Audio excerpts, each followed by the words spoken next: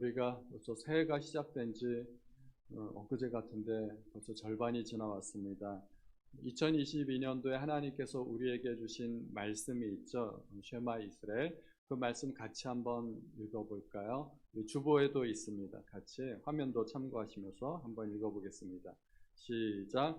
오늘 내가 네게 명하는 이 말씀을 너는 마음에 새기고 내 자녀에게 부지런히 가르치며 집에 앉았을 때든지 길을 갈 때든지 누워 있을 때든지 일어날 때든지 이 말씀을 강론할 것이며. 아멘. 이 말씀대로 하나님의 말씀이 우리의 삶 속에 깊숙이 들어오는 하나가 되시기를 바랍니다. 오늘은 골로새서의 말씀을 두 번째로 한 번 더 전하고자 합니다. 골로새 교회는 바울이 직접 세운 교회는 아니지만 바울 서신에 들어가는 서신서죠.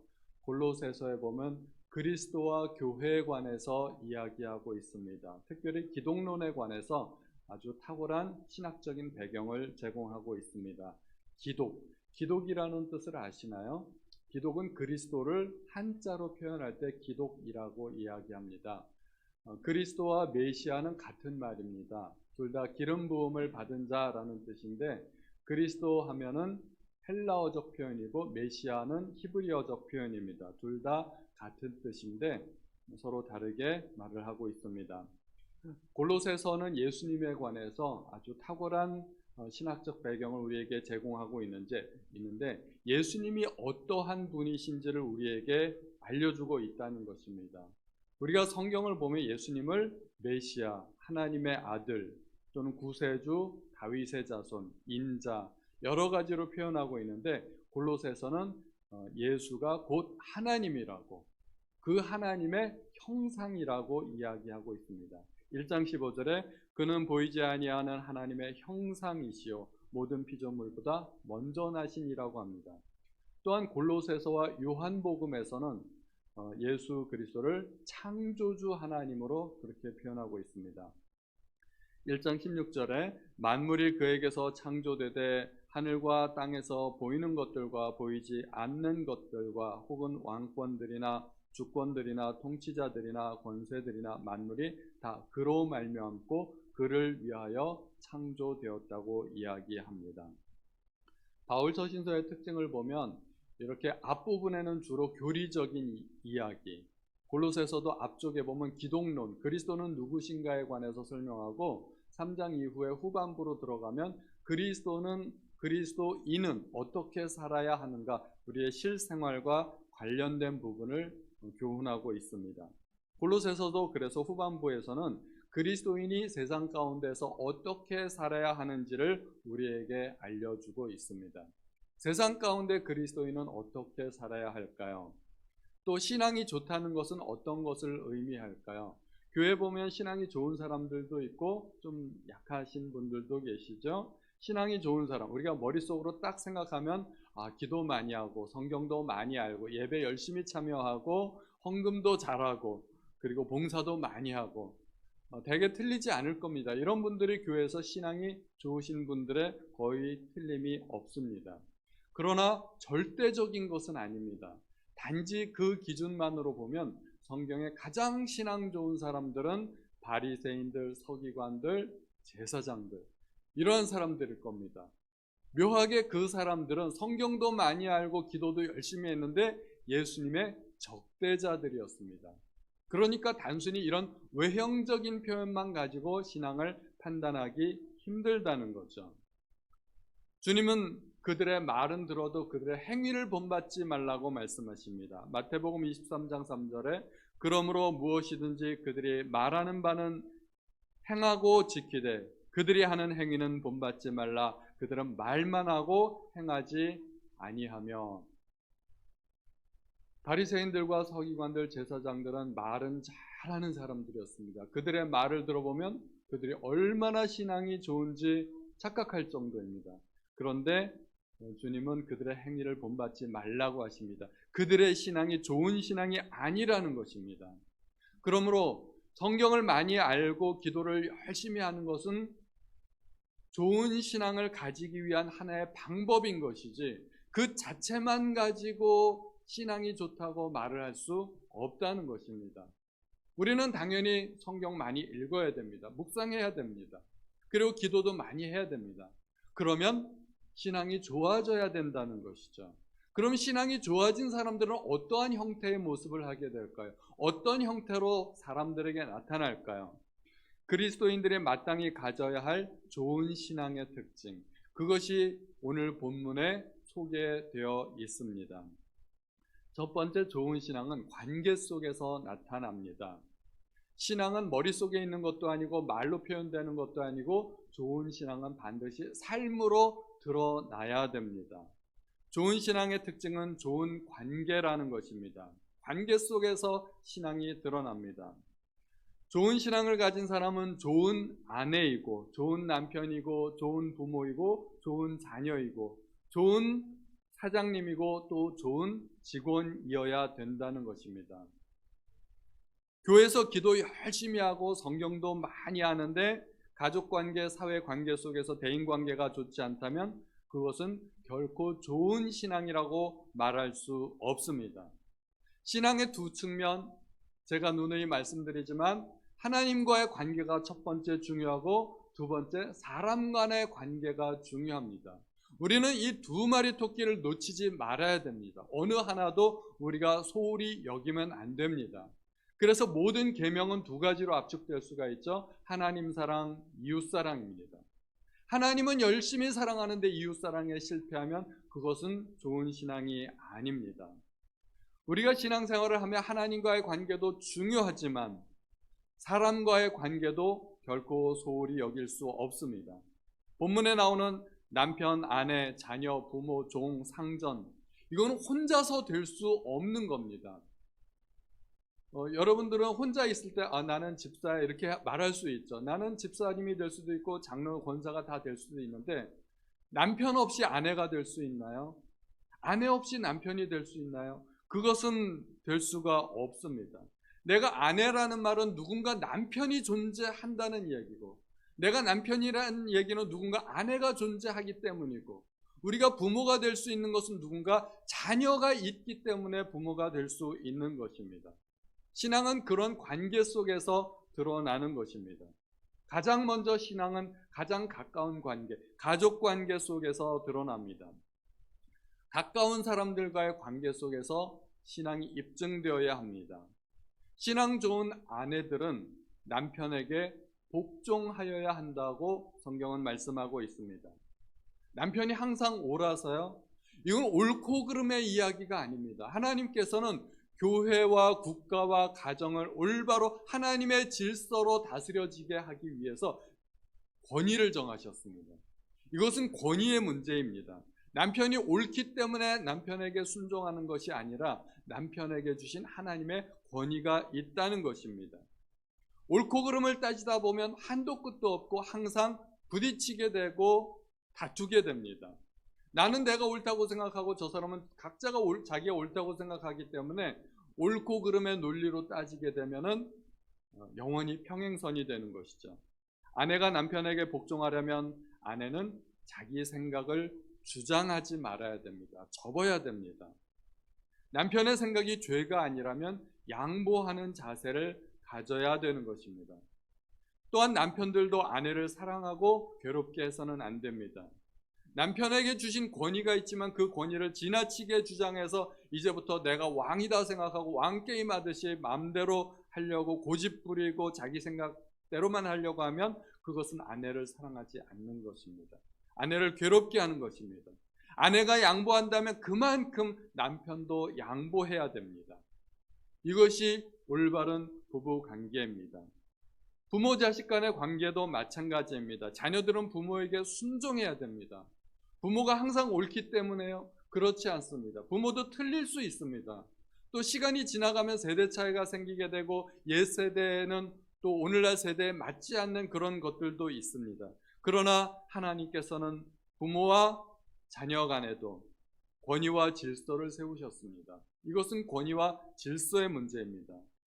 또 부모든 자녀들을 노엽게 하거나 낙심케 하면 안 됩니다. 부모들이 종종 실수하는 게 있죠. 이게 다 너를 위해서야. 너 좋으라고 하는 일이야. 그런데 목적은 좋은데 방법도 옳아야 됩니다. 부모들이 종종 착각하는 것이 내가 생각하는 것은 옳은 목적을 갖고 있기 때문에 다 옳아. 그러나 그것은 사실이 아닙니다. 방법도 옳아야 됩니다. 부모가 자녀의 인격과 의견을 무시하고 일방적으로 주장하려고 하는 것은 그것은 옳지 않습니다. 부모라고 자녀를 내 마음대로 할 수 있는 권리가 있는 것은 아니라는 것입니다. 자녀의 의견을 존중해주고 자녀의 취향과 성격과 인격을 존중해 주어야 됩니다. 그렇다고 네 마음대로 네가 알아서 해라 하고 방치하면 그것도 옳지 않습니다. 억압해서도 안 되지만 낙심하게 할 정도로 그렇게 무관심해서는 안 됩니다. 자녀들에게 적절한 사랑과 관심을 표현해 줄 수 있어야 됩니다. 가정 다음에 그리스도인에게 필요한 삶의 자세는 직장에서 나타납니다. 직장에서도 그리스도인들은 많은 사람들과의 관계를 맺고 살아가지 않습니까? 직장에 출근하다 보면 그 속에는 믿는 사람도 있고 안 믿는 사람도 있고 기독교에 대해서 적대적인 사람도 있고 타 종교를 갖고 있는 사람들도 있습니다. 이 모든 사람과의 관계 속에서 그리스도인은 올바른 신앙의 모습을 보여주어야 된다는 것입니다. 그 모든 관계 속에서 그리스도인은 승리해야 되고 신앙적인 모습을 보여주어야 된다는 것입니다. 우리가 어떻게 신앙적인 모습을 보여주어야 할까요? 우리가 맡은 역할에 최선을 다해야 됩니다. 각자 주어진 역할에 충성해야 됩니다. 사회 질서를 유지하는데 유교가 굉장히 큰 역할을 하고 있습니다. 그런데 유교는 주로 윗사람들의 논리입니다. 그래서 상명하복의 원리를 많이 이야기합니다. 신하는 군주에게 충성하고 자녀는 부모에게 효도하고 주로 이런 논리지요. 그러나 하나님은 모든 사람에게 의무를 주셨습니다. 어느 한 사람만 의무가 있는 것은 아닙니다. 가정과 사회의 구성원 모두가 노력해야 됩니다.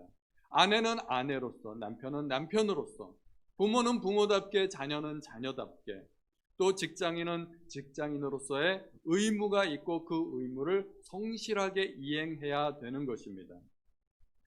하나님의 뜻은 우리 모두가 각자 맡은 역할을 최선을 다해서 충성스럽게 감당해야 된다는 것입니다. 우리가 또 흔히 저지르는 잘못이 우리는 상대방의 의무를 잘 지적을 해요. 네가 이렇게 했어야 되지 않느냐.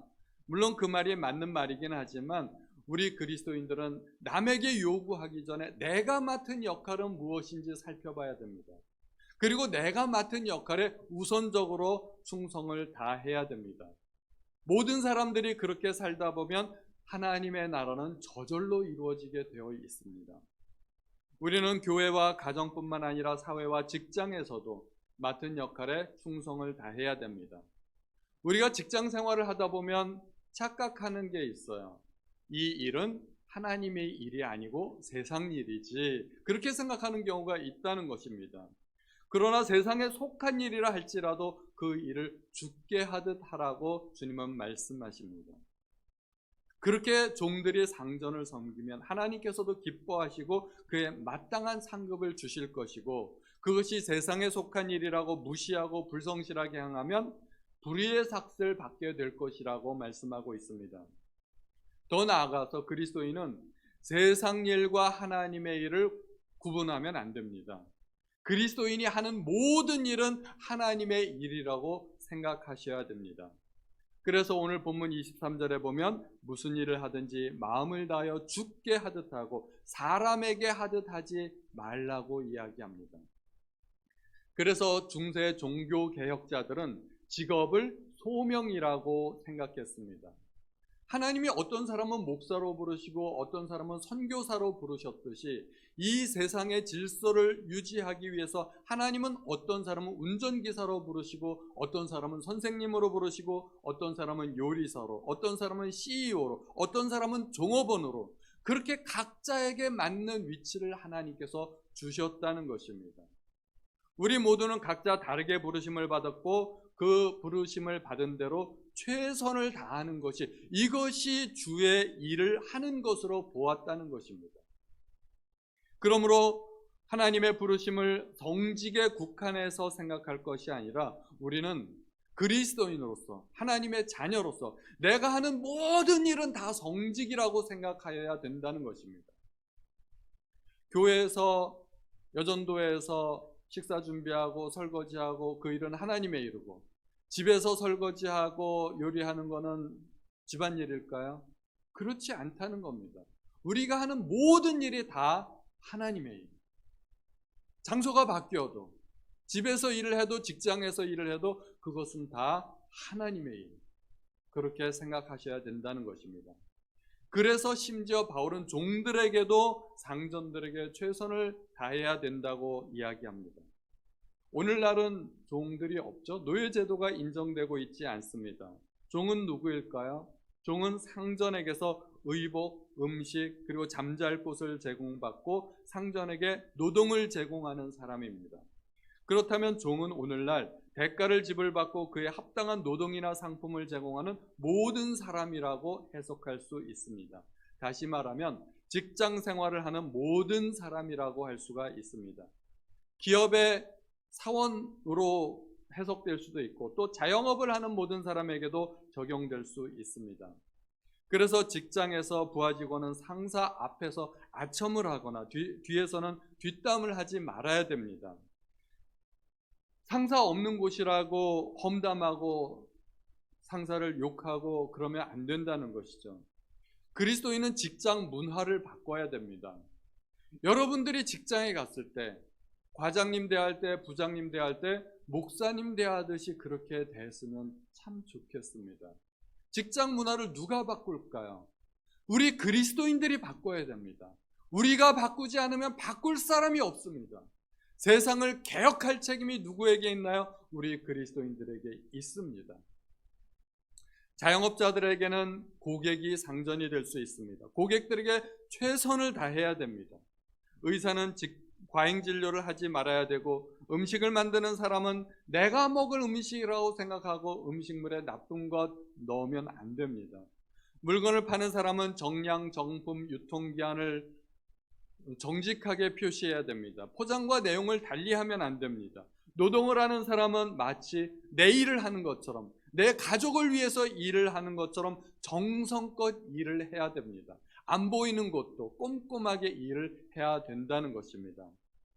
그것은 상전들도 마찬가지입니다. 상전들도 마땅히 지켜야 할 의무가 있는데 종들에게 의와 공평을 베풀어야 한다는 것입니다.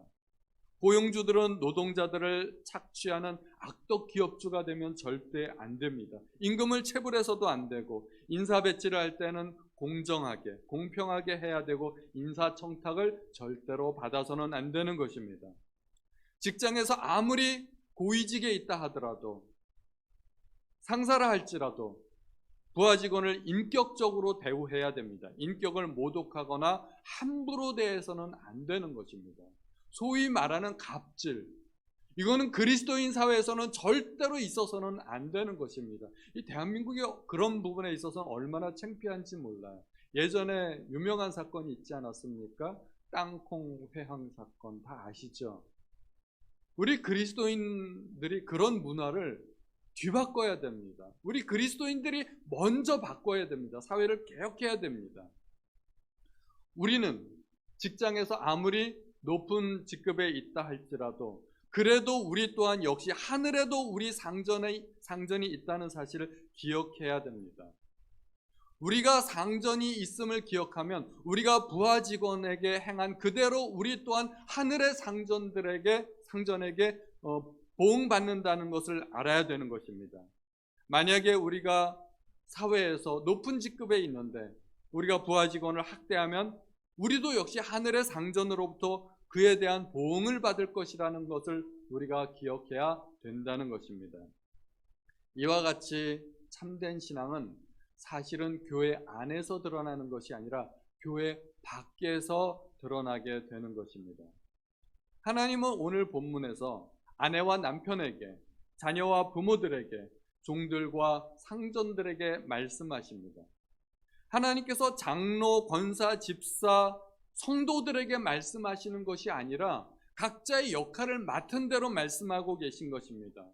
장로, 권사, 집사도 예배 끝나고 집으로 돌아가고 직장으로 돌아가면 다 남편과 아내가 되지 않습니까? 부모와 자녀가 됩니다. 또 상전이 되거나 종이 되는 경우도 있습니다. 하나님께서는 교회 안에만 쳐다보고 계신 하나님이 아니시라는 것입니다. 하나님은 가정과 사회가 또 국가가 하나님의 질서가 이루어지는 곳, 또 그곳이 하나님의 나라가 이루어지는 곳이 되기를 원하십니다. 하나님은 교회와 동일하게 가정과 사회와 국가에서 하나님의 나라가 이루어지기를 원하십니다. 그래서 신앙이 훌륭한 사람은 교회 밖에서도 훌륭해야 합니다. 특별히 하나님은 가정을 중요하게 여기십니다. 그래서 성도는 남편과 아내, 부모와 자식으로서의 역할을 잘 감당해야 되는 것입니다. 교회 일은 열심히 하는데 여전도에서는 정말 누가 흠잡을 수 없을 정도로 열심히 하는데 집에 가서 자녀들을 돌보거나 또는 가정일을 하는데 소홀히 한다면 그 신앙은 좋은 신앙이 아니라는 것입니다. 가정을 잘 돌봐야 됩니다. 그래서 디모데전서 5장 8절에 누구든지 자기 친족, 특히 자기 가족을 돌보지 아니하면 믿음을 배반한 자요 불신자보다 더 악한 자니라고 말씀하고 있습니다. 우리는 교회 안에서만 잘하면 절대 안 된다는 것입니다. 이단 사이비 종파들이 있죠. 많은 사회적인 무리를 빚습니다. 물론 교리적인 문제도 있습니다. 우리가 볼 때는 교리적인 문제가 심각하지만 사회적인 문제도 있습니다. 그들은 가정을 파탄으로 몰아넣는 경우가 종종 있습니다. 그들의 종교를 지키고 자신들의 집단을 지키고 믿음을 지킨다고 하면서 부부관계를 깨뜨립니다. 이혼하게 만듭니다. 자녀들이 가출하게 만듭니다. 가정을 파탄으로 몰아넣는 경우가 있다는 것입니다. 건전한 종교가 어떻게 한 가정을 파괴할 수가 있겠습니까? 가정의 질서를 파괴하는 그 종교, 그 집단은 어떠한 명목으로도 용서받을 수 없는 집단입니다. 가정은 태초부터 하나님께서 직접 창조하신 가장 소중한 집단입니다. 가정은 소중합니다. 또한 그리스도인은 세상 속에서도 빛을 발해야 됩니다. 세상 속에서 그리스도인이 상대하는 어떤 사람들은 성품이 좋고 온유한 사람들일 수 있습니다. 우리는 세상에서 좋은 사람들을 만날 수 있는데 그런 사람들을 대하는 것은 아주 쉬운 일입니다. 그런데 우리가 세상 속에서 살다 보면 어떤 사람들은 정말 까다롭고 까칠한 사람들이 있을 수 있습니다. 그런 사람들을 대할 때 우리 신앙의 실력이 드러나야 된다는 것입니다. 쉬운 일은 아무나 할 수 있죠. 쉬운 일은 아무나 할 수 있습니다.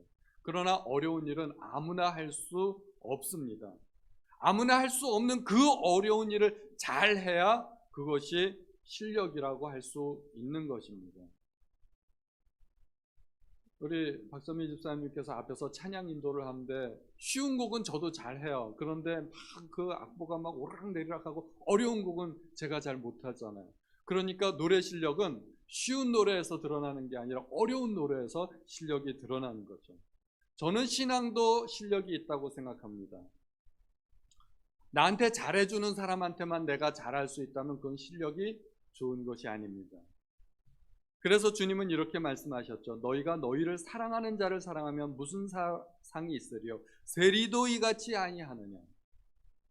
나를 사랑하는 사람한테 내가 잘해주고 그런 사람을 내가 사랑하는 것은 무신론자도 할 수 있고 불교신자도 이슬람교도들도 다 할 수 있는 일입니다.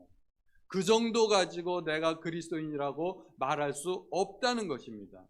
우리는 진짜 실력을 드러내야 되는데 진짜 실력은 어디서 나타나요?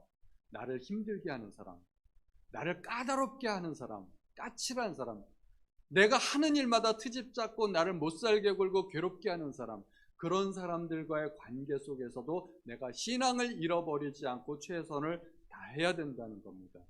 그래야 진짜 그리스도인이 될 수 있다는 것입니다. 바가지 긁는 아내한테도 좋은 남편이 될 수 있어야 됩니다. 아내를 무시하는 남편한테도 좋은 아내가 될 수 있어야 됩니다. 엄한 부모 밑에서도 좋은 자녀가 될 수 있어야 됩니다. 또 문자 자녀들을 키우는 사람들이라 할지라도 좋은 부모가 될 수 있어야 됩니다. 이것이 그리스도인의 신앙 실력입니다. 직장에서는 아주 까칠한 상사에게도 좋은 부하 직원이 될 수 있어야 됩니다. 게으르고 무능한 부하 직원에게도 좋은 상사가 될 수 있어야 됩니다. 순하고 착한 사람들에게만 잘하는 것은 결코 실력이라 말할 수 없습니다. 진짜 실력은 내가 대하는 사람이 정말 모든 사람들이 손가락질할 정도로 까다롭고 거친 사람이라 할지라도 그 사람을 탄복시킬 수 있을 정도의 실력이 되어야 된다는 것입니다. 어려운 것을 잘해야 실력 있는 사람입니다. 훌륭한 그리스도인은 교회에서 목사에게 인정받는 성도가 아니라 세상에서 상사에게 인정받는 부하 직원, 또 부하 직원에게 인정받는 상사가 되어야 합니다. 자영업자들은 고객에게 인정받는 그런 CEO들이 되셔야 그것이 진짜 훌륭한 그리스도인이 된다는 것입니다. 하나님은 교회 안에 갇혀 계신 하나님이 아니십니다. 하나님은 가정에도 계시고 일터에도 계시고 사회와 국가의 안녕에 관심을 갖고 계신 하나님이십니다. 우리가 주일에 예배 한번 드리고 내가 그리스도인으로서 하나님의 자녀로서 할 일 다 했다 생각하시고 세상에서 내 마음대로 살아간다면 그것은 올바른 신앙이 아닙니다. 하나님은 세상 속에서 그리스도인의 삶의 모습에 관심을 갖고 계십니다.